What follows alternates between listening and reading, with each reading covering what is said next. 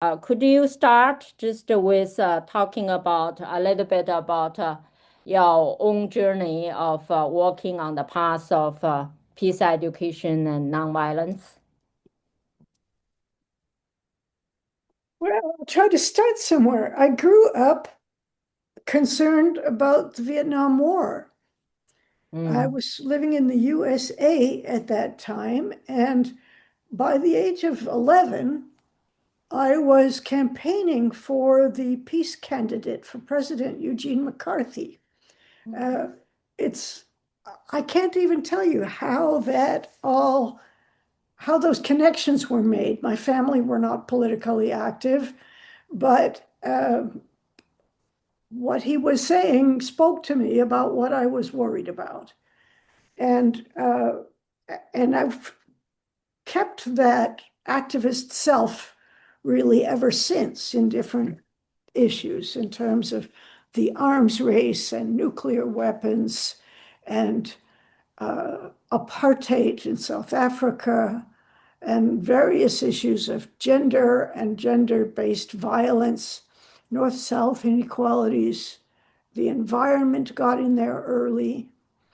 Uh, when I was in college in the United States at Oberlin College in Ohio, I created an individually designed major in peace education. So that's what I was calling it then, where I looked on one hand at social movement nonviolence, nonviolent action, and feminist anti-violence action, um, and at the same time at the question that was as yet not very well developed, at least in what I had encountered so far, about how to teach nonviolent peace building in school. Uh, while I was still in college, I co-created with some Quaker colleagues, the American Friends Service Committee and the Toronto, or would have been then the Cleveland Friends meeting, a course of 20 hours or so called Alternatives to Violence Mm. that tried to look at how we handle conflict and disagreement and difference from the interpersonal through the community into the global scale and back, um, in terms of taking action to make Mm. things better, how people encounter conflicts and try to do something about them to build uh, justice and peace. And what happened is that I found myself training teachers in this Alternatives to Violence, invited to come and do it as a summer course in a teacher education program and so forth. And I only had a bachelor's degree in those days. This motivated me to go back to graduate school, so that I would be equipped to know more and to teach these things without. So I was still interested in doing this in the community development, but I got more and more interested in doing this work in school and with teachers, and that has stayed with me my whole life. Not because that's the only way to learn, heaven forbid, but Mm. because it's a way to do this work for peace with people who are not already persuaded. So in the Alternatives to Violence project, sometimes we would have a weekend workshop, for instance, but of course the people who would come were already interested in learning alternatives to violence, which uh, is lovely. And I learned a good deal doing that. But at the same time, I wanted to talk with people who might be using different words and who might not already come from a political point of view like my own and so forth. So I went off to the University of Iowa, and found myself studying not only social studies education, but so-called third world education and questions of sociology and conflict. I got involved in those days, many schools and teachers, as well as universities across Iowa, were becoming interested in what they called global education. And that was a space to try to open up conversations about difference and conflict and ways of making peace. And had the chance to co-organize, that is, to be the teaching or the student assistant organizing the COPRID conference. COPRID was the Consortium on Peace Research, Education, and Development, the USA affiliate of the International Peace Research Association. And that conference, my faculty supervisor, who was involved in this area, but too busy to make the conference happen, was a guy called Burns Weston, who taught in law, and Elise Boulding and Johan Galtung, for instance, were attenders at that conference. And so there I was, a very young person, connecting with people whose work I was just beginning to read, who'd been thinking about these things for generations. And I benefited so much from being a young one trying to not accept the violence in our world. I think I'm also motivated somewhat, not only by the Vietnam War, but by other violence in my own lives. I came from a family which was somewhat violent. And I think that gives a person a kind of consciousness of about people who have been harmed and why that should change. And what happened at Iowa was that I realized that a master's degree, opening up this whole world, the whole rest of the world that I knew so little about and so forth, was inadequate. And I went right on from there to the Stanford International Comparative Education program. And while I was at Stanford, so I felt that I had good intentions about what in those days they called the third world, but not much real understanding. You know, it didn't really help that much to see everything as the fault of the United States instead of seeing the US as the savior of the world. I wanted to know the details about who was trying to change their world and to build justice and peace. Meanwhile, I loved having classmates from all over the world. That did me a world of good and studying some of these questions. And so I was very much still looking at what can education do about the challenges in the world. And I entered Stanford telling them in my application, and it was still true when I finished, that I was interested in having these classmates and these conversations, but that my application of what I learned at Stanford was going to be how we teach North American kids about the rest of the world and our part in it and the ways that we contribute to violent conflict and what we can do to change that. Meanwhile, I was crossing the proverbial tracks, which is actually Highway 101, and teaching social studies in East Palo Alto, the other side of the tracks from Stanford. And the first Persian Gulf War was happening as I was teaching. And so my grade 8 children and I put together a modified United Nations dialogue conference about some of the different perspectives in relation to that war. Really all of the countries surrounding the Middle East, including Russia and the US because of its disproportionate influence, but also including a variety of countries that are experiencing the violence directly themselves and so forth. And it really wasn't very difficult at all for grade 8 students to understand that this war was being promoted for oil financial Mm. Yeah. interests around selling petrochemicals. And I was impressed. And so then my doctoral thesis that became a National Council for the Social Studies Dissertation Award and so forth was called Practicing Conflict in High Mhm. School Social Studies.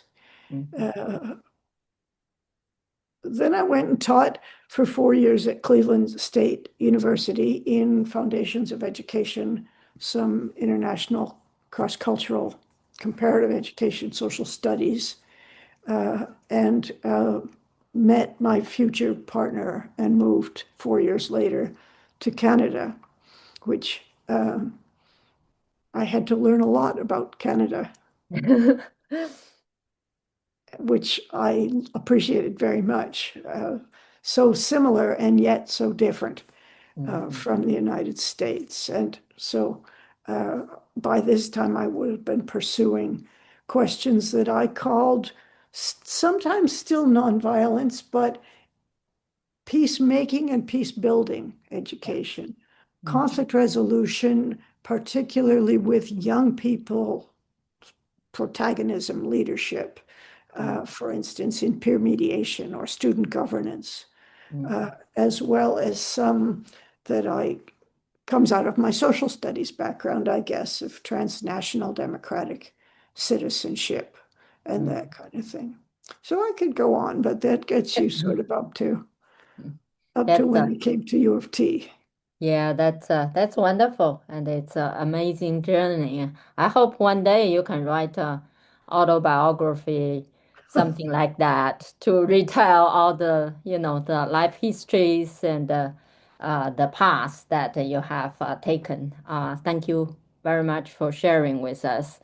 And just related to what you discussed, I have been reading some of your work related to peace research at the school setting.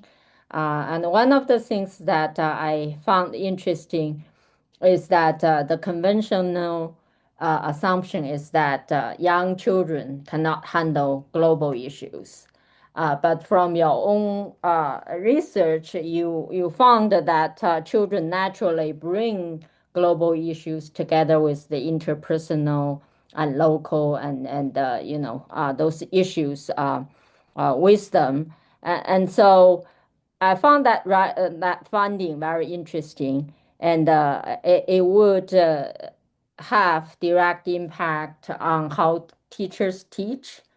Um, conflict, resolution, conflict transformation. So, have you done more research? That was, way back. I can't remember the year of that research, but have you done more research in the contact of teacher and school related to this interweaving of different dimensions in peace circle or in teaching? I think I've been doing it or trying to do it ever since. Hmm. I do feel more and more strongly that every time I do a project that involves children, young children meaning elementary or a bit older, intermediate, and so on, uh, one thing that's quite incorrect is the notion of expanding horizons. Hmm. That little Yes. kids only know about the small world and so forth. Uh, Joanna Rogers Macy showed us this in relation to the nuclear weapons threat in the 1980s. She showed us that kids are scared. Hmm. And so that's only one example. What children do for fun, the little heroes out of their uh, cultural cultural activities, movies and books and so forth, are very often aliens, literally and figuratively. They're not just like them. Hmm. And so that doesn't mean that the personal, interpersonal, small scale doesn't matter, but it doesn't flow so simply as if we can't talk about, I think maybe adults protect ourselves by Yes. by avoiding things that we think are too complicated. And we might use an idea like developmentally inappropriate for children as a way to protect ourselves from having to talk about what children are frightened about and concerned about and so forth. So that's a, I'm not a psychologist. I'm not studying the kids directly, but I would never do research with children or teachers or anyone in which I wasn't listening to them, Mm. Mm. eliciting their thinking. And so I feel quite confident to say that young people are interested in those kinds of issues very, very early, and intersections with justice. I mean, by the time they're 4 years old, they something not being fair is a very big deal, right? So they can learn about the complexities of handling conflicts where people don't understand each other or where one has more power than the other, that kind of thing. And you were an activist when you were 11. Right. So school kid, basically. Yeah, yeah. I found that very enlightening in terms of thinking. And what you said related to we are using the name of protecting children. Actually, we're trying to protect ourselves from re-experiencing difficult, emotions and difficult things in life. And that's an important insight. Yes. Um, I mean, people do the best they can. I don't mhm. think that it's only about self-protection, Yes. but you Mhm. still have a good point that kids can do a lot more than most Yeah. adults seem to think. Yeah. Yeah. And in today's context, a lot of good things are done first by teenagers rather than by adults, and they are more open to the challenges and issues that we are facing today, and at the front line a lot of times. The you Open mentioned is that a good word for it. what? Open is a Yeah. good word for it. Hmm. They're not cynical as Yeah. much as adults can be. They're And still, the climate change and environmental issues really have impact on the next generation, the youth. Even if they are from the elite background, they begin to think and change their behaviors and to have some kind of new norms rather than the old, norms in their lifestyles. So it's encouraging for me sometimes to see what our youth and children can accomplish. So, and you mentioned that the social studies, usually people think about peace education, nonviolence education naturally fit into social studies, history, language, arts, and things like that, even though we really haven't done enough, in even in those school subjects. But usually people would stop short at STEM, for example, science. Ecological piece now is a easier entrance into thinking about science in different way. Um, but usually science is perceived as the way to control and master the world. And so I have been working with my students who are from, science background. I was like, oh, what can you do differently in everyday practice of education to get away from that kind of mentality, and to make nonviolence education possible. So, what do you think about how we can teach science in such a way that it does not rely on the mechanism or mentality of control, but more kind of in relational way and mutually beneficial relationality that we try to establish with both human others and non-human others.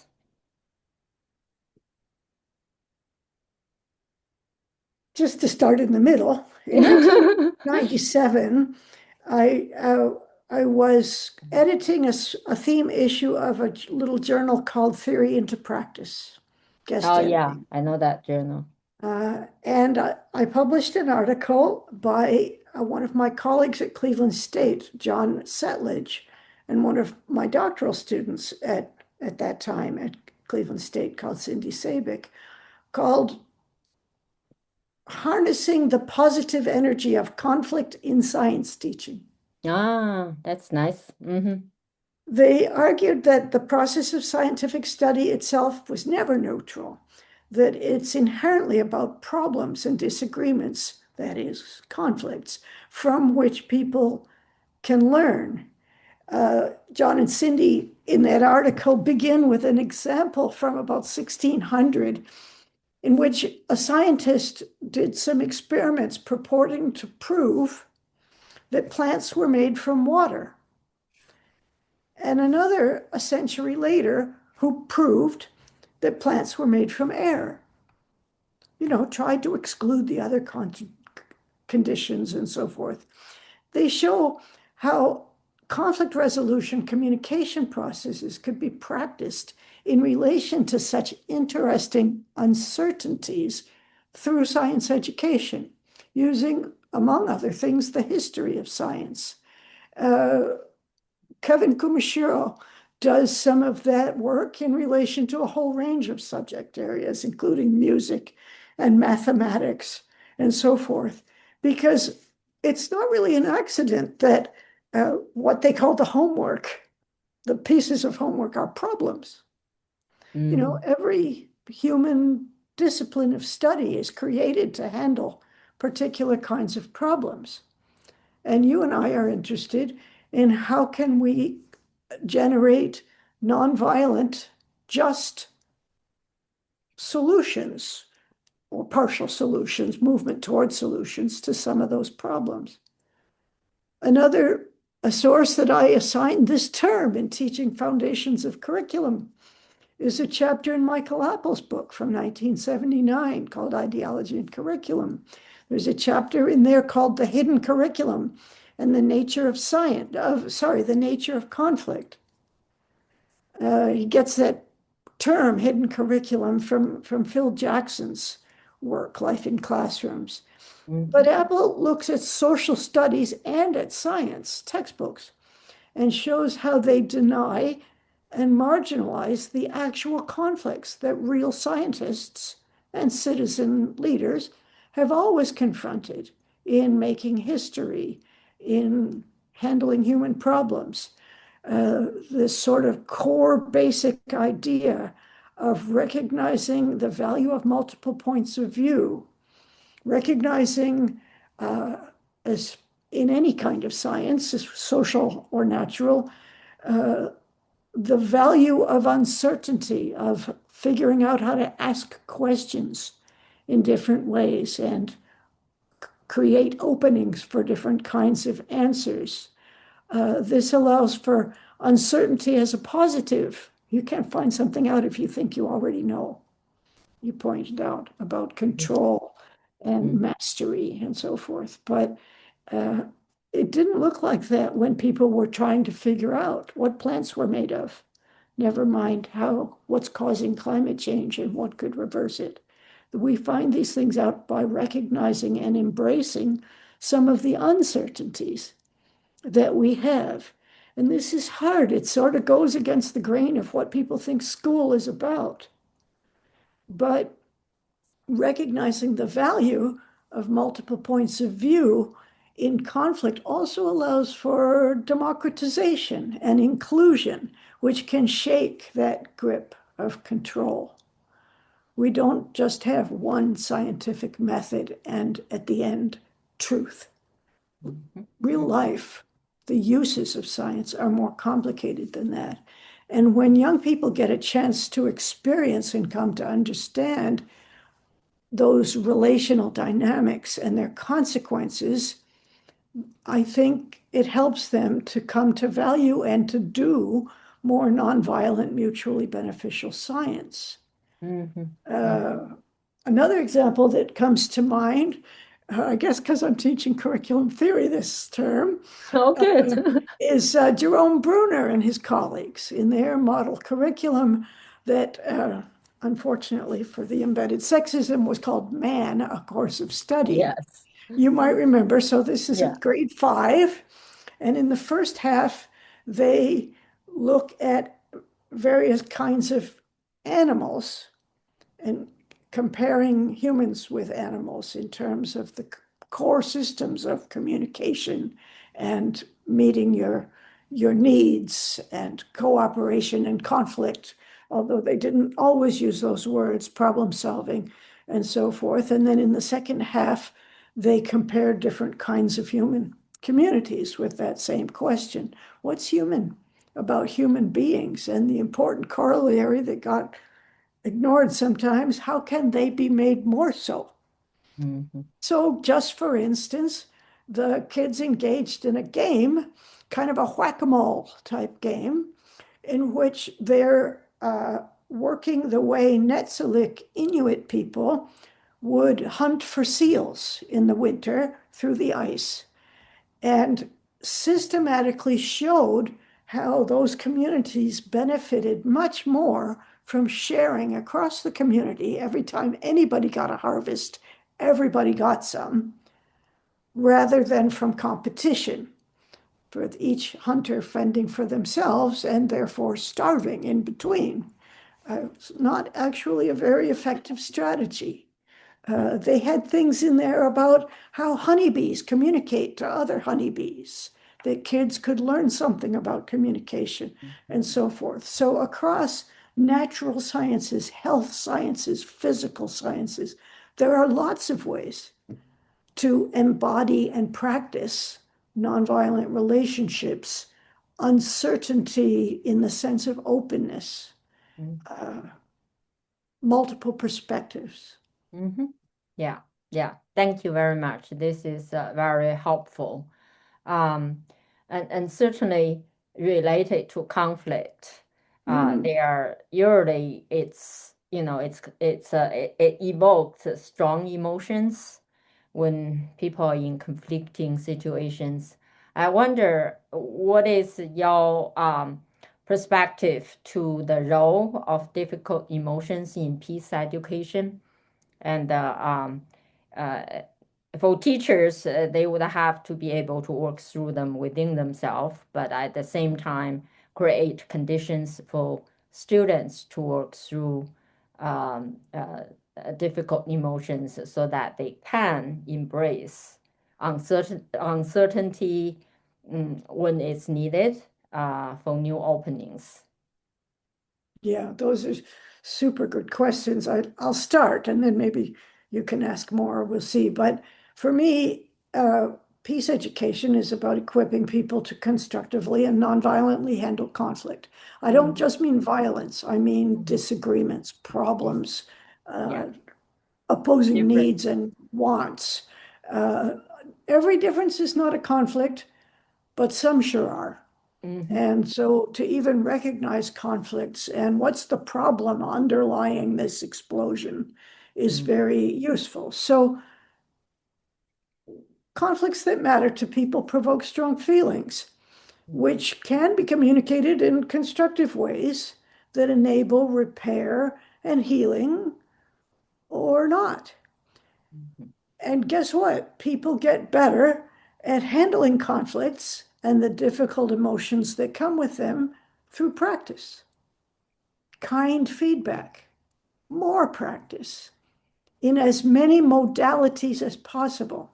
So, speaking and listening in pairs and small groups and bigger groups, writing stories, writing nonfiction reports, drama, filmmaking, all kinds of arts, carrying out and debriefing experiments. Uh, Students and teachers can practice with conflicts that might feel somewhat distant and thus less emotional, like the science conflicts I mentioned a minute ago. Yeah. And they can practice with emotional communication in Mm-hmm. relation to literature and visual media. We often talk as if the emotions were a problem. And of course, Mm-hmm. sometimes they feel like a problem, but that's partly because we live in systems that are a little too organized around control, Mm-hmm. because we do want learners to care. Mm-hmm. Mm-hmm. And Yeah. what's caring if not having feelings? Mm-hmm. So trying to make school lessons, among other places for learning, touch people's emotions, Mm-hmm. enable expression and the interpretation of others' expressions, Mm-hmm. uh, practice handling smaller, by which I don't necessarily mean scale, but easier conflicts before Mm-hmm. harder conflicts. The same way in language learning, you practice with easier sentences and types of communication before you get on into the more complicated ones. We don't Mm-hmm. have to do it all at once. If the first time the emotions get too scary, we censor, Mm-hmm. then we're denying people the opportunity to learn what they tell us they most want to learn. And that might be the most important thing that I've learned over many, many research projects in many different countries is that young people know about these conflicts. They do have feelings about them, Yeah. and And they they want a experience. chance to learn. They Mm-hmm. even know that their opinions are generally one-sided, and they Mm-hmm. want to know Yeah. other perspectives. They want to know why other people disagree with them and so forth. Well, Mm-hmm. practice. Mm-hmm. Yeah. Like pretty much any learning, it helps to build capabilities and relationships Mm-hmm.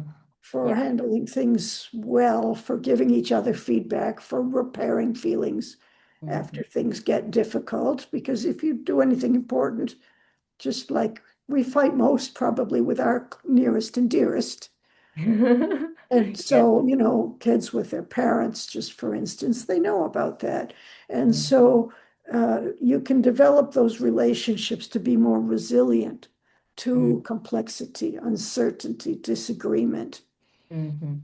Of Mm-hmm. course, especially in our current inflammatory media age, it's not very linear or easy in Mm-hmm. real life. Part of becoming a peace education learning community is to incorporate what I would call restorative conflict resolution and Yeah. reciprocal caring to repair relationships along the way Mm-hmm. as needed, and even to help people learn to ask each other good questions, open questions, Yeah. rather than jumping to conclusions uh, Mm-hmm. or reinforcing biases, that kind of thing. Yeah. That's my conception of nonviolence too. Nonviolence as the everyday practice of teachers and students. It's not the ideal or final destination, but it is in the everyday life how we form relationship with both the self and the other in the context of education. So I really appreciate your insights into this and how emotions is not an obstacle. No, Um, it's fuel.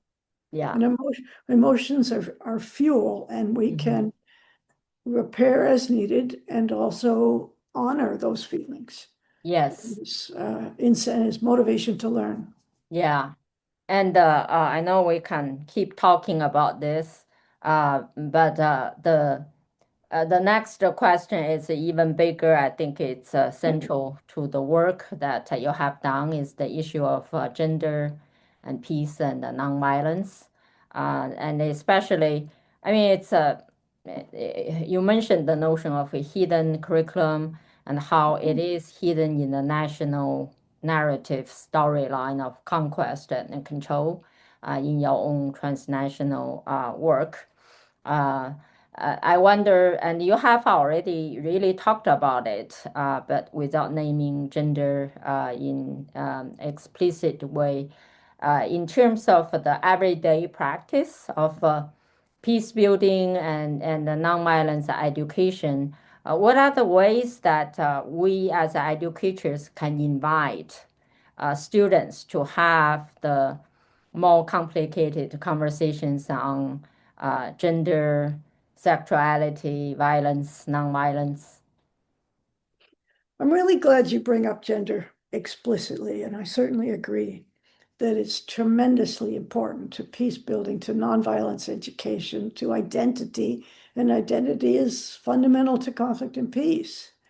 Um, and yes, in my own research, I have too often seen even very aggressive dynamics around gender and sexual identities pushed under the rug, as if these crucial pieces of identity were something that could be or should be hidden or unspeakable in schools. For instance, in my recent project that involved various schools in Mexico, in Bangladesh, and in Canada, that problem of gender-based aggression came up in every single school.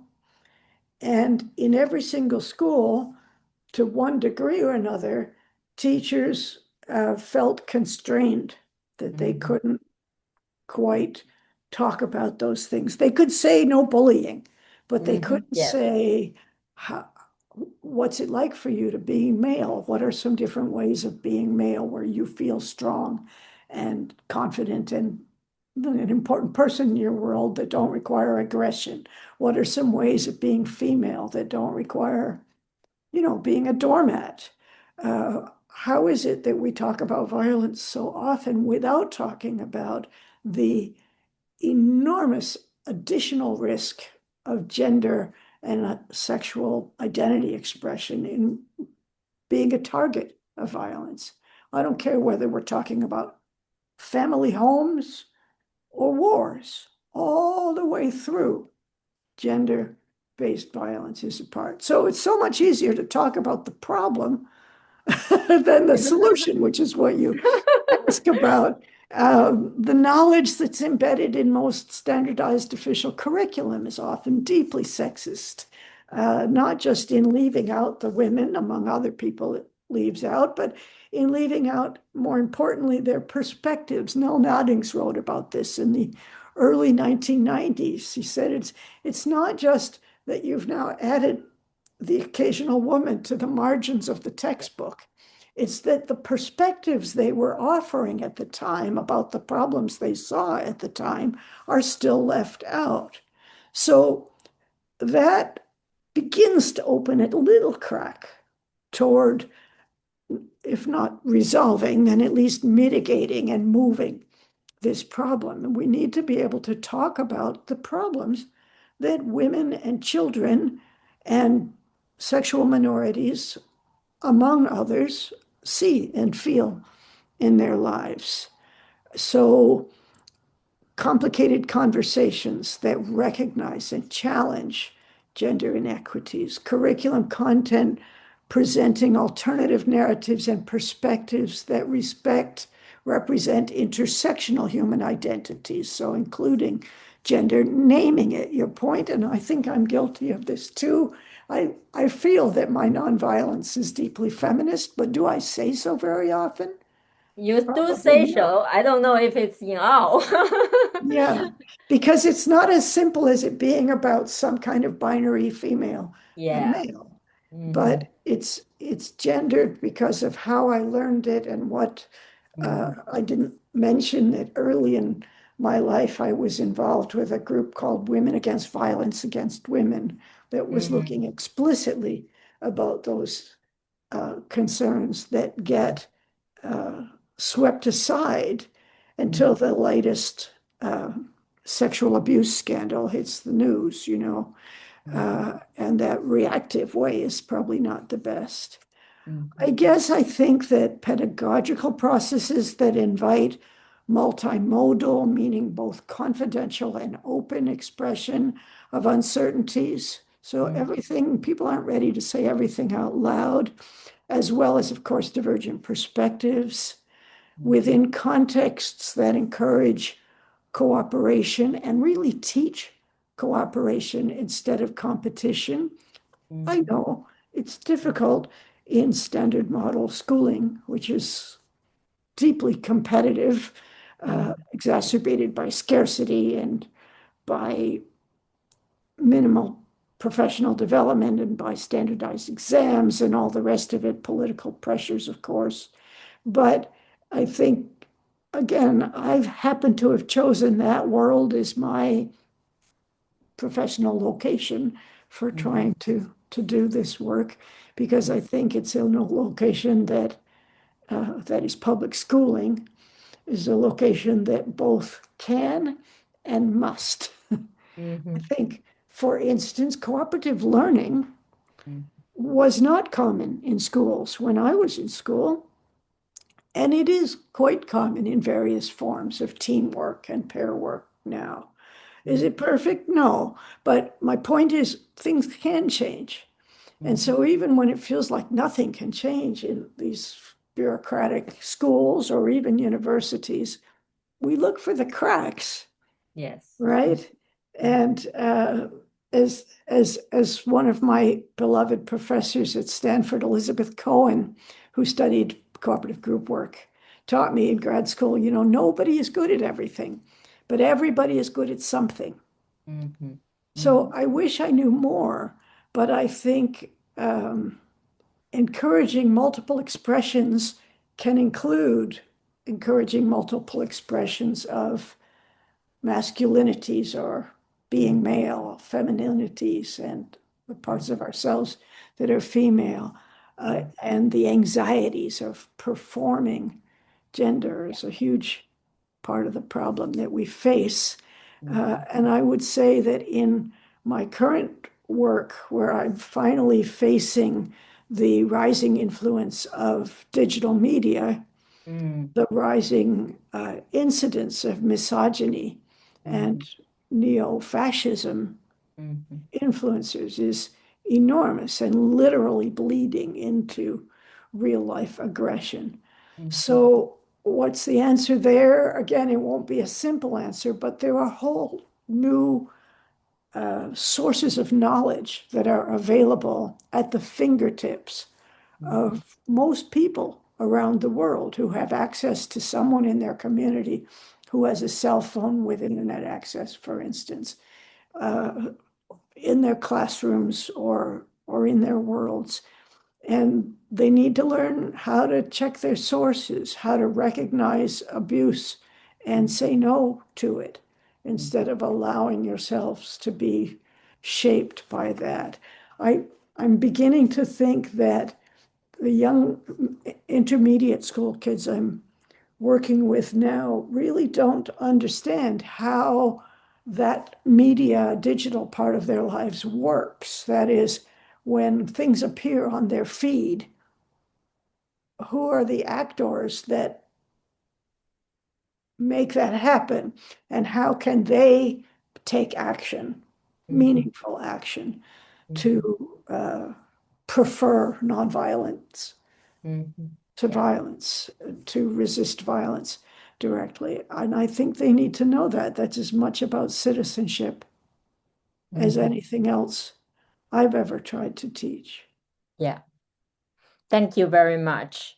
And I know that we have a lot to talk about, especially gender is such a central issue related to nonviolence and peace education. I always feel like when people first reaction to the term nonviolence as passive, it's gender construction of what is valued, in society and in education. So thank you very much, and I hope our conversations can continue on other occasions. And appreciate that you're being with us now. Thank you. I hope so too. It's there's a lot to do.